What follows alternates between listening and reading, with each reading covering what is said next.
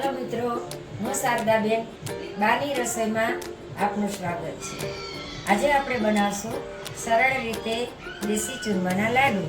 આપણે લાડુ બનાવવા માટે જાડો ઘઉંનો લોટ લીધો છે અને એક વાટકો ગોળ લીધો છે અને એક વાટકો ઘી શુદ્ધ ચોખ્ખું લીધું છે અને આપણે કાજુ બદામ લીધા છે, કિશમિશ લીધી છે અને ખસખસ લીધા છે.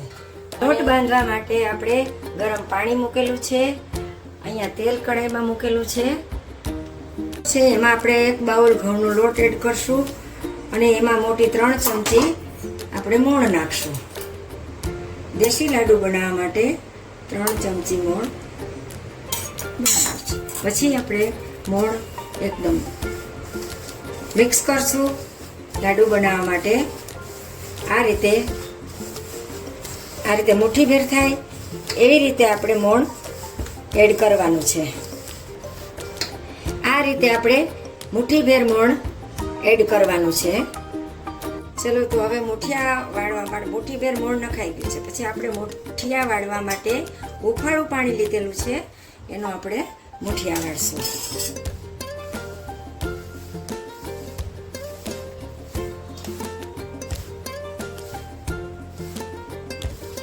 મુઠિયા છે એ સેજ આમ કડક રાખવાના. આપણા આંગળા છે એ આમ દબાવી અને આ રીતે કરવાના, એટલે તળવામાં મજા આવશે અને ક્રિસ્પી પણ થશે.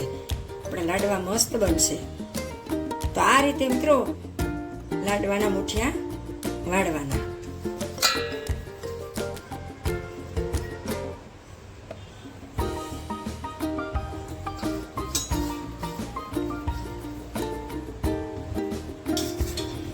જો મેં આ જરૂર પડે ને એટલે આપણે પાછું પાણી ઉમેરવાનું, થોડું ઉમેરતું જવાનું. હંમેશા થોડું જ પાણી લેવાનું છે મિત્રો.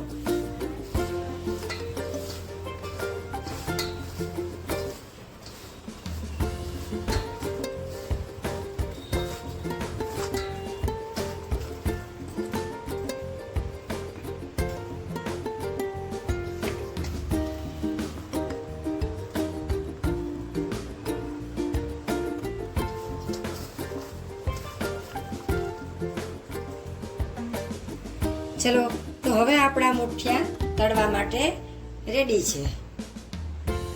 તો હાલો હવે આપણે મુઠિયા તળવા માટે તેલ મૂકીશું. તેલને સેજન ગરમ થવા દેશું.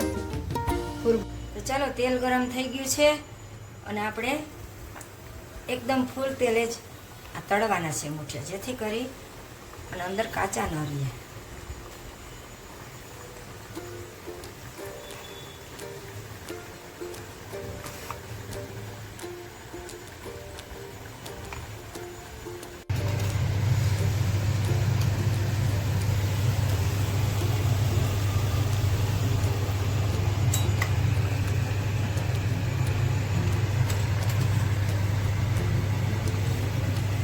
તો ચલો, આપણા મુઠિયા છે એ ગોલ્ડન બ્રાઉન થાય ત્યાં સુધી આપણે તળવાના છે. તો ગોલ્ડન બ્રાઉન થઈ ગયા છે. તો હવે આપણે એને કાથોડમાં નાખી દઈશું.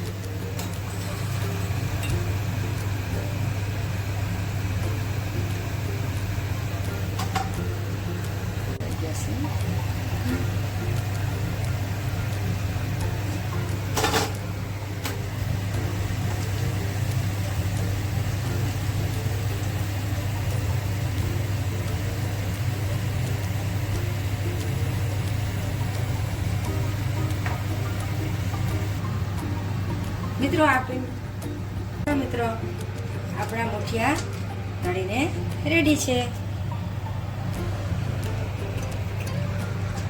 તો પીંડિયા તળાઈ ગયા છે. તો ગરમ છે એટલે હું આને આવી રીતે હાથેથી સેજ ભાંગી અને થોડા ગરમ છે એટલે ઠંડા થવા દઉં છું.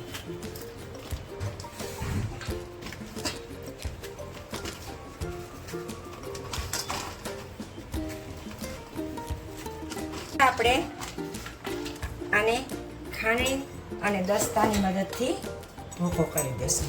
મિત્રો, તમને લાગતું હશે કે આ ખાણીને દસ્તામાં કેવી રીતે, પણ મિક્સરનો લાડુ છે એ ચીકણો થાય છે, જેથી કરી અને હું મારી બાની રીતથી આ રીતે લાડુ બનાવું છું. આપણે આને દસ્તાની મદદથી ખાંડી લેશું. અને મિત્રો, આ ખાંડણી દસ્તો છે એ મારી બાનો છે અને મારી બાએ મને આપેલો છે. 40 વર્ષ જૂનો આ ખાંડણી અને દસ્તો છે. હું આટલા વર્ષો થયા આવી જ રીતે આ ખાંડણીની અંદર ભૂકો બનાવું છું. અને આપણે ઘઉંના ચારણામાં ચારવાનું છે, જેથી કરી અને લાડુ એકદમ સરસ કરકરા થશે.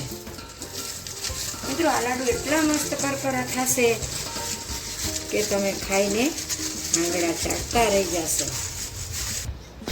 જો મિત્રો, જો આપણો ભૂકો છે હવે તૈયાર છે. કરકરો એકદમ મસ્ત તમે જોઈ શકો છો કેટલો કરકરો એકદમ. તો ચલો મિત્રો, હવે આપણે ઘી ગરમ કરવા માટે એક કઢાઈ મૂકી છે.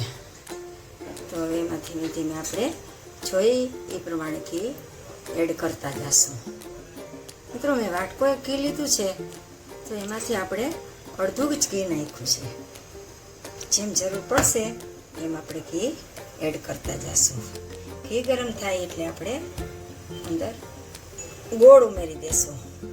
ઉમેર્યા પછી આપણે ઘી અને ગોળની પાઈ લેવાની છે. ગોળ ઘી સાથે એકદમ મિક્સ થાય એ રીતની પાઈ લેવાની છે. ગોળને આમ હલાવી નાખવાનો, બહુ નથી લેવાની, ગોળ ઓગળે એટલી જ લેવાની છે. તો એકદમ લાડુ મસ્ત બનશે.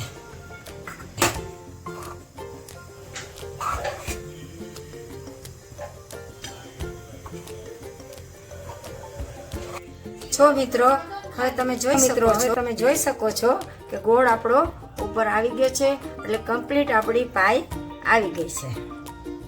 આ પાઈને આપણે ધીમે ધીમે જે આપણા લાડવાનો ભૂકો છે એમાં એડ કરી દેશું.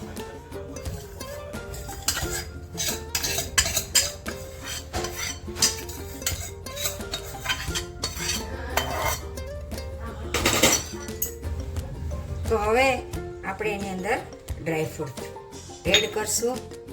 બધા ડ્રાયફ્રૂટ એડ થઈ જાય પછી આપણે એને ધીમે ધીમે મિક્સ કરશું. મેં અત્યારે કાજુ, બદામ અને કિશમિશ નાખેલા છે. તમને જે ડ્રાયફ્રૂટ ભાવતું હોય એ ડ્રાયફ્રૂટ તમે નાખી શકો છો. વાળતા જશું અને એક પ્લેટમાં મૂકતા જશું.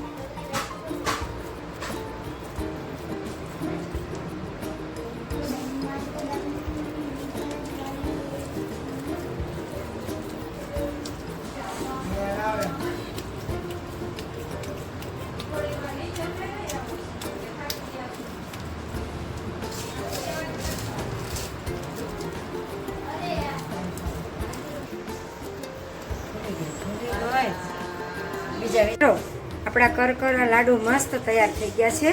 તો હવે આપણે એની ઉપર ખસખસ લગાવી દેશું. ખસખસ લગાવશું ને એટલે મિત્રો લાડુ તો જોરદારના બનશે આપણા.